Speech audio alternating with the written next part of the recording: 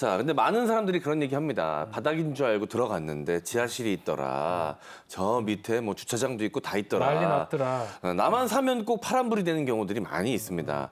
이 매수 타이밍도 굉장히 중요할 것 같은데 물론 246점퍼 말씀하시긴 했지만 그래도 좀 가장 좋은 적기에 들어가면 좋지 않습니까? 너무 떨어질 때 계속 네. 사는 것도 좀 그렇긴 한데. 일단 우리가 미국의 다우 지수를 보면 네, 네. 이 주가 지수는 꾸준하게 우상향을 해요. 그러니까 이 주식 시장이 계속 기존에 있던 종목들이 계속 유지되는 게 아니고 적정 유지 조건을 못 맞추면 상장 폐지가 되거든요. 네. 그렇기 때문에 나쁜 애들은 계속 떨어뜨리고 좋은 애들은 계속 올라가면서 일정 수준을 유지를 하거든요. 네. 그렇기 때문에 상장 히스토리가 좀 오래된 기업 중심으로 좀 가면 신규 상장 기업들은 히스토리가 없다 보니까 주가가 네. 이렇게 출렁출렁할 수도 있거든요. 그래서 조금 오래된 기업 중심으로 이렇게 접근하시면 안전하게 좀 투자할 수 있을 것 같고요. 오래된 기업인데 주가가 빠졌을 때 이거는 뭐 크게 뭐 망하거나 그러진 않을 것이다. 네. 이 말씀을 주시는데. 작가님 투자 철학에 따르면 단기간에 대박 봐야겠다 이런 생각은 절대 하면 안 되겠네요. 그렇죠. 아무래도 이제 안전하게 내가 손해보지 않겠다는 거에 좀 포커스를 맞추시면 좋을 것 같고요. 네. 그런 의미에서 아까 언급해드린 ETF라든지 네. 그다음에 배당주. 네. 그래서 배당주 같은 경우는 1월 달에 사시는 게 좋아요. 1, 2월에. 무슨 말이죠? 왜냐하면 배당주는 연말이 가까이 올수록 찬바람 불면 배당주라는 말이 있어요. 네. 그러니까 보통 배당을 12월 말 기준으로 이 대상자를 선정을 하거든요. 그렇기 때문에 12월 말이 가까이 올수록 주가가 오르는데 배당을 받을 대상자를 다 선정을 하고 나면 주가가 빠져버리거든요. 네. 네네. 그때가 1, 2월이기 때문에 1, 2월에 고배당주를 좀 매수를 하고 연말까지 기다리는 전략. 1년에 한두 번만 그거 하면 네. 한 10% 이상의 수익은 충분히 거둘 수 있지 않을까. 작가님 말씀 들어보니까 조금 뭐 위험한 것 같으면서도 또 한편으로는 배당주 이런 걸 하는 거 보면 이거를 지금 좀 안전장치로 좀 마련하라 이런 뜻으로 봐도 됩니까? 그렇죠. 우리가 주식 투자라는 게 저는 네. 이제 433 전법을 또 말씀을 뭐죠? 드려요. 또 433이요? 저분 되게 많아요. 뭐 246, 433. 약간 야구 같기도 하고요. 337인데요. 337은 뭡니까? 박수. 네, 433 전법인데요. 뭐냐면 축구 감독이 되라. 그래서 축구 포메이션. 그렇죠. 축구 포메이션. 수비수, 433. 미드필더, 공격수. 그래서 우리가 수비수는 저는 현금이라고 봐요. 네. 추가 매수를 위한 현금. 네, 수비수. 그거를 한 40% 정도 보유를 하고 그다음에 30%는 미드필더죠. 네. 미드필더는 이게 중간 정도에 있잖아요. 다음번에 뜰 종목. 또는 배당주, 좀 배당주. 긴 호흡으로 갈 거. 네. 그게 이제 미드필더고요.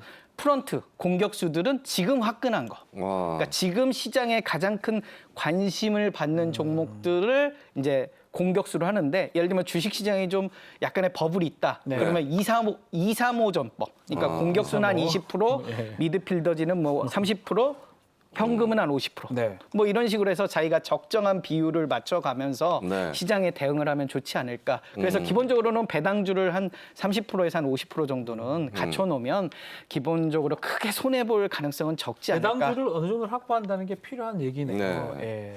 알겠습니다. 그럼 이 주식 매도 시점도 굉장히 중요할 것 지금은 같습니다. 매수할 걸 지금 얘기했거든요. 네. 이 매도 타이밍 놓쳤다가 좀 더 올라가겠지. 좀 더 먹을 수 있겠지라고 기다리다가 어느 날 갑자기 폭락해가지고 빠져버리죠. 훅 빠져서 나는 아까 그 고점만 생각하거든요. 그래서 놓치는 경우가 굉장히 많은데 매도 타이밍도 좀 알려주시죠. 네. 보통 우리가 이제 매도는 저는 매수도 분할 매수지만 매도도 분할 매도하자. 그래서 2번에서 3번 정도 나눠서 매도하는 게 어떻겠느냐라는 말씀을 드리고 참을성이 싶어요. 엄청나겠는데요. 지금 이거 참을성이 진짜 그러니까 기본적으로 대단하십니다. 예. 미리 매수할 때 네. 내가 매도 시점을 갖춰 넣어야 되는 거죠. 그래서 우리가 고배당주 이야기를 드렸잖아요. 네. 그래서 네. 시가 배당률 예를 들면 8%에 내가 매수를 했다. 네. 8% 이자를 받는다. 거기에 한 시가 배당률 한 6%까지 떨어지면 주가가 오르면 시가 배당률이 결국 떨어지게 되거든요. 그렇죠. 그러면 나는 시가 배당률 6%면 매도하겠다. 그 6%가 되는 순간 한 반절 정도 파는 거고요. 아하. 나머지는 좀 더 공격적으로 가져가 볼까? 이런 투자 전략. 그래서 반을 안정적으로 좀 매도를 하고 네. 그다음에 반은 좀 공격적으로 가져갔는데 주가가 갑자기 빠져버렸다. 그때 못 팔았다. 이걸 아쉬워할 게 아니라 반은 잘 팔았구나. 이렇게 네. 생각하시면 되고요. 주가가 더 올랐어요. 그러면 나머지 반을 더 잘 팔 수 있구나. 이렇게 긍정적으로. 생각을 하시면 안정적으로 내 심리 상태를 유지하는 데 유리하다. 그러니까 말씀은 참 쉬운데 이게 말씀 참 쉬운데 예. 야, 살 때도 찔끔찔끔 나눠서 사고 팔 때도 나눠서 팔고. 왜냐면 저는 이제 제 투자 방법이 주식판 복면가왕이라고 하거든요. 네. 무슨 말이죠? 뭐냐면 나의 그 투자 종목과 새로운 분석 종목을 비교해서 네. 새로 분석할 종목이 더 수익률이 높을 것 같다. 그러면 네. 이제 기존 종목을 이렇게 팔고 이렇게 하는데 네. 우리가 1년 내내 이렇게 분석을 끊임없이 하다 보면 새로운 그런 매력적인 종목들이 나와요. 아하. 그러니까 내가 100% 다 못 샀다고 속상해하지 말고 네네. 다음 복면가왕이 기다리는 있으니까 거예요? 그렇죠. 다음 복면가왕이 나올 때까지 나는 분석을 계속하면서 아하. 투자 기회를 찾는 거니까 네. 한꺼번에 다 몰빵 투자를 했는데 손해 안 봐버리면 된다. 대안이 없잖아요. 네, 그 네. 너무 좋은 사람이 너무 좋은 게 왔다. 이래도 다 남겨둬야 되니까. 그러니까 그 원칙이라는 건 자기가 어느 정도 좀 지켜가면서 예. 이걸 융통성을 발휘를 해야 되는 알겠습니다. 거거든요. 매수는 되게 어렵게 네. 이렇게 우리가 투자 전략을 가지면 웬만한 종목들은 쉽게 매수를 안 하게 되거든요. 네. 그렇게 되면 사실 손절매도 있을 필요가 없고 추가 매수 전략도 쉽게 할 수 있는 내가 믿는 종목들이잖아요.